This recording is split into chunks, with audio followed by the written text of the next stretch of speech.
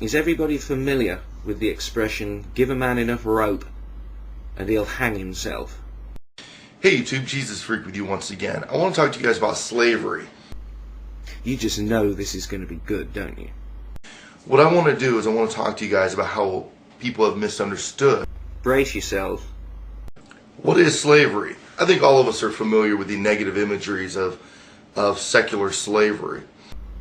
Well, I'm certainly not aware of an episode of Happy Days where the Fonz was enslaved by a Christian neighbour. Show me a dictionary where it says biblical slavery and secular slavery. There's just slavery. We understand that slavery was a very, it's the epitome of exploitation of another human being for our own personal gain. Do we understand, JF?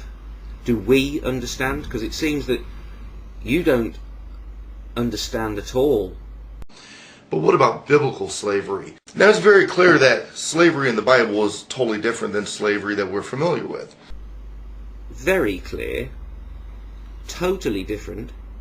No, I don't think we see that at all. Have some more rope. Sometimes we are in the position of being the master to someone else. We? You mean the Christians? The master religion? Zeke Heil, JF. Zeke Heil. The book of Deuteronomy 15:12-18 teaches that slaves were given the option of remaining slaves if they owed, and they went in slavery, restored what they owed, and if they desired to continue on because of the kind treatment from their masters. However, you may purchase male or female slaves from among the foreigners who live amongst you.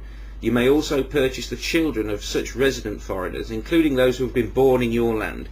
You may treat them as your property, passing them on to your children as a permanent inheritance. Permanent, JF.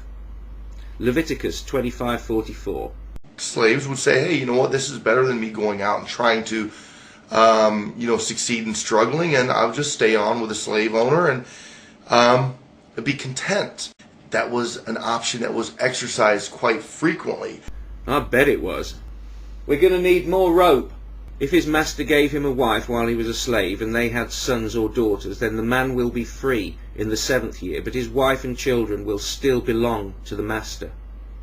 Good news, JF. Your debt to me is paid. You're a free man.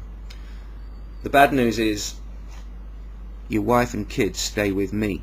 But instead of being whipped and beaten as the cliche, when a man strikes his male or female slave with a rod so hard that the slave dies under his hand, he shall be punished. If, however, the slave survives for a day or two, he is not to be punished, since the slave is his own property. Exodus 21:20-21.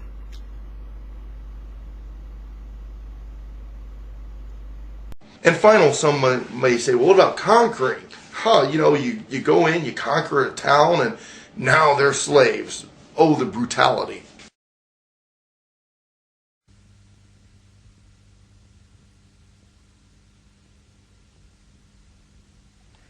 Oh, the brutality. It was done by arrogance, it was done by dogma, it was done by ignorance.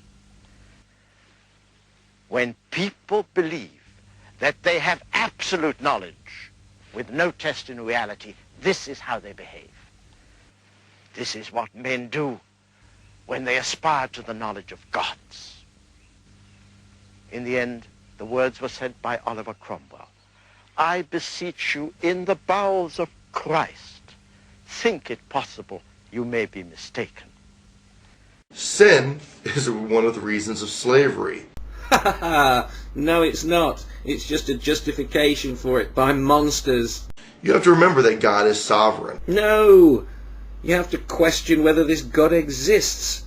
And God deemed that nations were wicked and idolatrous. Hey, surprise atheists, a Christian seems to think that words on a page equal a voice from the sky. And he would allow them to be conquered. Israel would march in and they would be conquered. They were not conquered merely by the sword and forced into slavery. Yes, they were, JF. The sword is everything. Without the sword there would be no victory. There would be no conquering.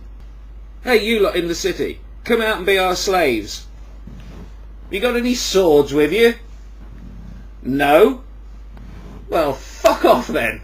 The leaders would actually, go to the town and say, hey, give up, surrender, and you can be our slaves. And those that understood that they were in defiance of God. Yes, I understand that I'm in defiance of God.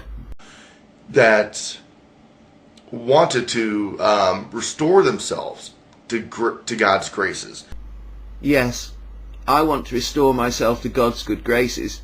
They would voluntarily allow themselves to go into slavery. Yes, I volunteer to go into slavery. Could I carry your knife for you? Because God did not want forced labor. Well, it's pretty hard to force a corpse to work, isn't it? Yes. Yes, more rope. Lots more. I don't know. How much have you got? And those that held fast to their own iniquity and said, no, we do not acknowledge the sovereignty of God, God would have them killed. No, JF, you're losing it. God did not have these people put to death. They were killed by men who believed in the Christian God.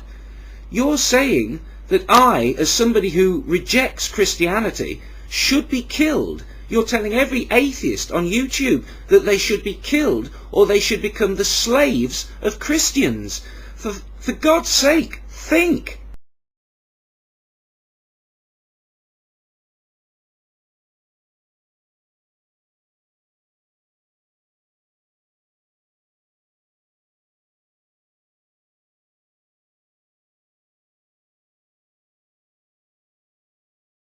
So I think when we look at biblical slavery, we see it's very clear. Slavery was a very, it's the epitome of exploitation of another human being. And I think that is very, very telling of God's nature.